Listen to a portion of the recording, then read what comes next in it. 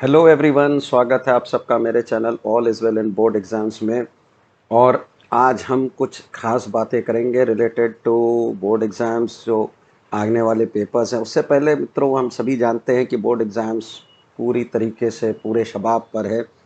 रोज़ हर 2-3 दिन छोड़ के एक ना एक पेपर हो रहे हैं और अभी इंग्लिश के पेपर्स हो चुके हैं, हिस्ट्री हो चुका और मैथ्स का पेपर हो चुका। और एक बहुत ही खास ट्रेंड देखने में आया है कि कोई भी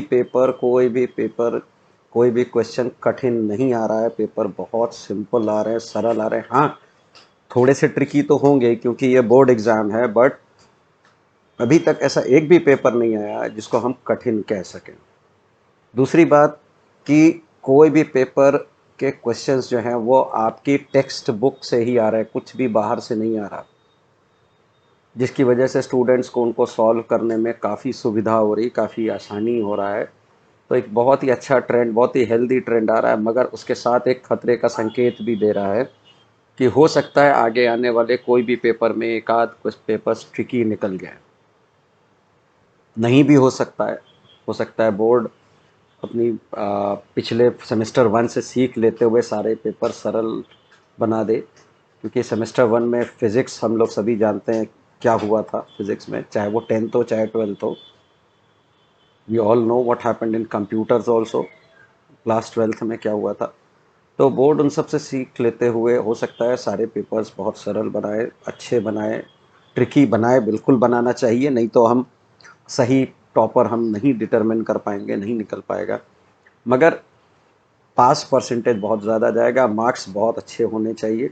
तो बहुत सारे परमुटेशंस कॉम्बिनेशंस हैं और ये सारे परमुटेशन कॉम्बिनेशन एक तरफ इंडिकेट कर रहे हैं कि इस बार साइंस का पेपर हो सकता है डिसाइडर हो जाए, और ज्योग्राफी भी, क्योंकि ये दोनों पेपर्स जो थे ये सेमेस्टर 1 में काफ़ी ट्रिकी, काफ़ी टेढ़े आए थे। फिज़िक्स का ले लीजिए, केमिस्ट्री ले लीजिए, ज्योग्राफी ले लीजिए, ये ट्रिकी आए थे। तो हो सकता है इस बार अगर बोर्ड इनसे सीख लेते हुए ये पेपर सरल बना दे, सिंपल बनाए, स्ट्रेट फॉरवर्ड बनाए।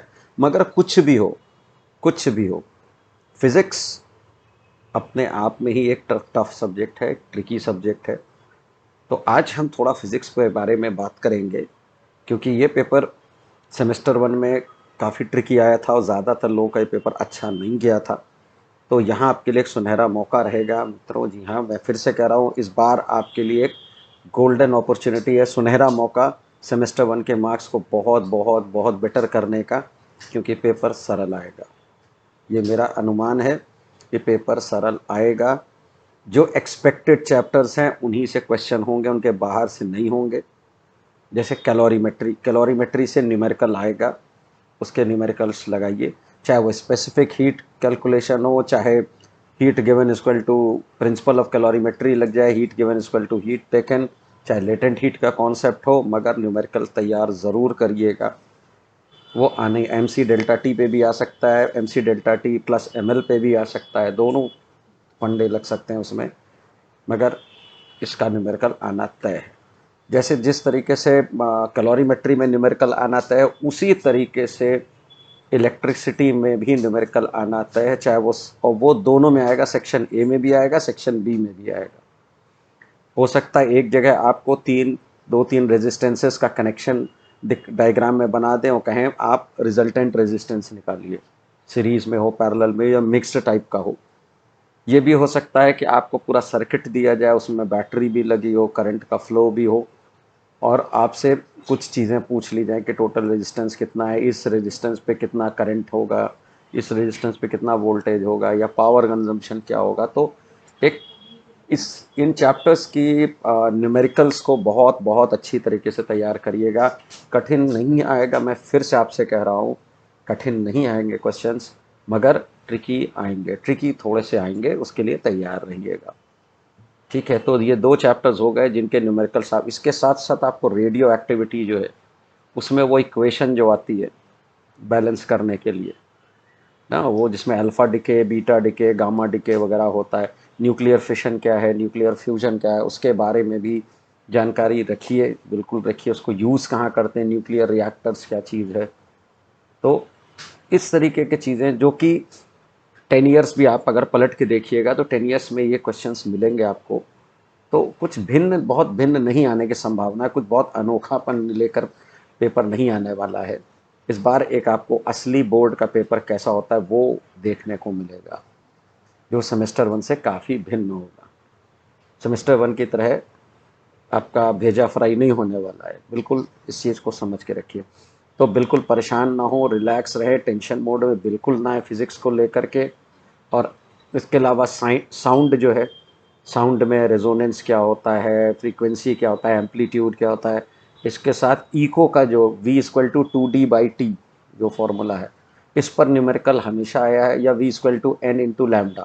तो इन दो फॉर्मूले पे न्यूमेरिकल हमेशा आते हैं, इस बार भी आएंगे।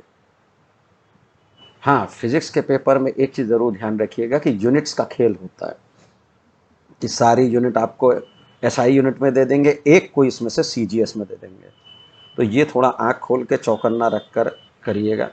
जैसे मैथ्स में ग्राफ में इन्होंने एक ट्रिकी काम किया था कि एक्स एक्सिस पे दे दिया let 2 centimetre equal to 1 unit, और एक्स एक्सिस वाला जो ग्राफ आया था वो उतना चौड़ा नहीं था। तो दैट वाज अ ट्रिक कि आपको हॉरिजॉन्टल कर लेना था ग्राफ को, तब एक्स एक्सेस उतना फैलाव आ जाता। तो थोड़ा इस तरीके की चीज़ों के लिए। और वीआई ग्राफ ज़रूर देख लीजिएगा, वोल्टेज करंट ग्राफ, कैलोरीमेट्री में भी आपका ग्राफ आता है। तो बनाने को नहीं आएगा वो, आपको सिर्फ कॉपी में एक कैसा शो, आपको एक डायग्राम बनाने को आ सकता है। और ये जो भी मैं टिप्स दे रहा हूँ इन चैप्टर के लिए, ये इस न केवल 2022 के लिए है बल्कि 2023 के लिए भी है, क्योंकि यही मेन क्वेश्चंस हैं उन चैप्टर्स के। प्रॉपर्टीज़ ऑफ रेडियो एक्टिविटी में अल्फ़ा रे, बीटा रे, गामा रे, एक्स रे की प्रॉपर्टीज़ जो होती हैं, उसमें पेनिट्रेशन पावर हो गया आपका, देन देर उनका हार्मफुल इफ़ेक्ट्स क्या होता है। तो ये सब इसका मतलब क्या है, alpha decay, beta decay, gamma decay का।